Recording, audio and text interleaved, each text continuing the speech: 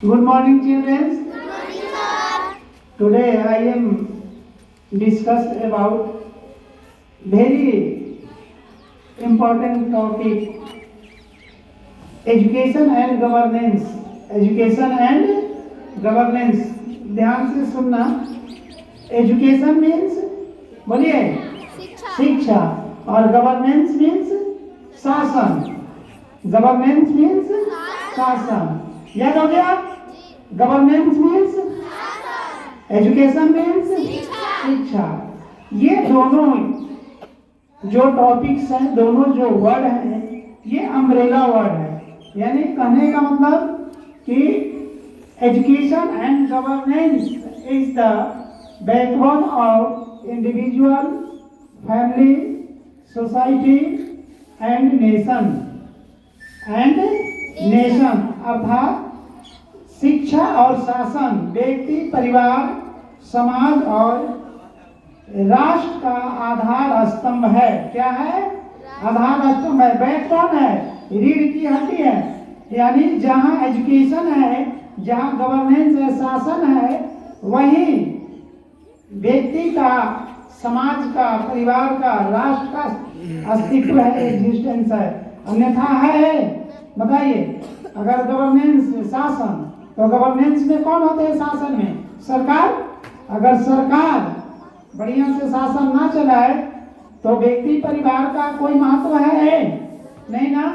तो देखिए, ये जो दोनों शब्द है, एजुकेशन एंड गवर्नेंस, दोनों शब्द सास धातु से निकला है. कौन धातु से? सास धातु से. अर्थात सास का मतलब होता है शासन की स्थापना. क्या होता है? शासन की स्थापना, विनय की स्थापना. क्या होता है? विनय की स्थापना. यानी गवर्नेंस और एजुकेशन, शिक्षा और शासन, दोनों कौन धातु से निकला? सास धातु से. और इसका अर्थ क्या है? विनय की स्थापना.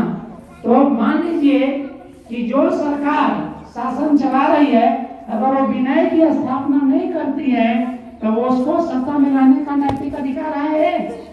नहीं ना. वो सरकार सत्ता में रहती है तो विनय का मतलब क्या है भाई? विनय की स्थापना. तो विनय की स्थापना का मतलब अनुशासन की स्थापना, सदाचार की स्थापना, सद्भाव की स्थापना, सहिष्णुता की स्थापना, सेवा भाव की स्थापना. आप देखिए, जो भी सरकारें हैं, अगर ये स्थापित कर देती है तो उस सरकार को कोई हिलाता है?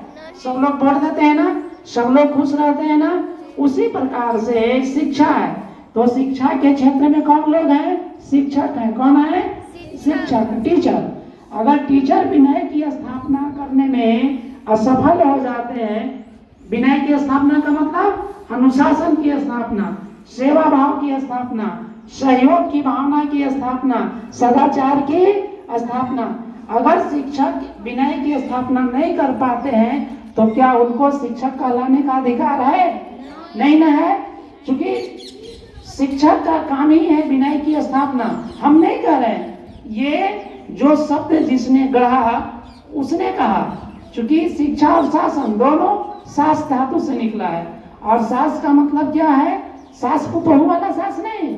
सास का मतलब विनय की स्थापना. और विनय की स्थापना का मतलब अनुशासन की स्थापना, शील की स्थापना, सेवा भाव की स्थापना, सदाचार की स्थापना, सहयोग की भावना की स्थापना. अगर ये नहीं है तो फिर हमको शिक्षक कहलाने का कोई नैतिक अधिकार है? नहीं ना है. इसीलिए हम लोग क्या करते हैं? आपसे सहयोग लेते हैं ना कि प्यारे बच्चे, विद्यालय समय से आइए और अनुशासन में रहिए. क्योंकि आप अनुशासन में रहते हैं तभी हमारा नैतिक कर्तव्य बनता है शिक्षक कहलाने का. अगर आपके अंदर विनय की स्थापना नहीं हुई तो फिर हम शिक्षक हैं? जैसे उदाहरण के लिए कि जो सरकारें विनय की स्थापना नहीं कर पाती है, यानी वो सरकार क्या सत्ता में रह पाएगी? नहीं न रहती है. शांति जरूरी है, सद्भाव जरूरी है, सेवा की भावना जरूरी है, और सबका एक मूल मंत्र है अनुशासन. ये रहना जरूरी है. तो प्यारे बच्चे, हमको इन दोनों शब्दों को गहराई से लेना है. और अर्थ को समझना है। और ध्यान देना है कि जब हम विद्यालय में हों तो विनय की स्थापना करें। क्या करें? विनय की स्थापना करें, अनुशासन की स्थापना करें, अन्यथा हमको शिक्षक कहलाने का कोई नैतिक अधिकार नहीं है। इसलिए कि जिस कार्य के लिए हम यहाँ हैं, अगर उस कार्य को हम नहीं करें तो हमें यहाँ रहने का अधिकार है? बोलिए, नहीं ना है। आपके माता पिता हैं, आपको अगर स्वेटर नहीं दें ठंड में, भोजन नहीं दें, पानी नहीं दें, बीमार पड़े तो दवा नहीं दें, पढ़ने के लिए कॉपी कलम नहीं दें, तो उनको माता पिता कहलाने का अधिकार है कि है? नहीं ना है। आप तुरंत कह दीजिएगा ऐसा बाप किस काम का जो पढ़ने के लिए कॉपी नहीं दे रहा है, ठंड बढ़ा तो स्वेटर नहीं दे रहा है, भोजन नहीं दे रहा है, तो ऐसे बाप किस काम का। उसी तरह से हम शिक्षक अगर आपको ज्ञान नहीं देते हैं, आपके अंदर अनुशासन का भाव नहीं लाते हैं, आपके अंदर सेवा की भावना उत्पन्न नहीं करते हैं, तो हमें आप कहिएगा ना कि ये शिक्षक किस काम का।